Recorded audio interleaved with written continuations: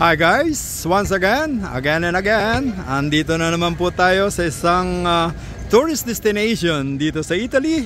At ito nga po ay ang Lake Como.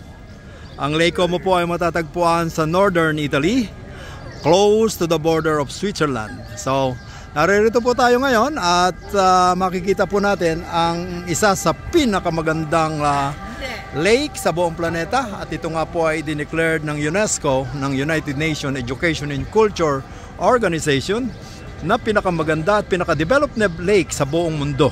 Ano? So, andito po tayo at meron po tayong itinutur na isang pamilyang Pilipino from Zamboanga City.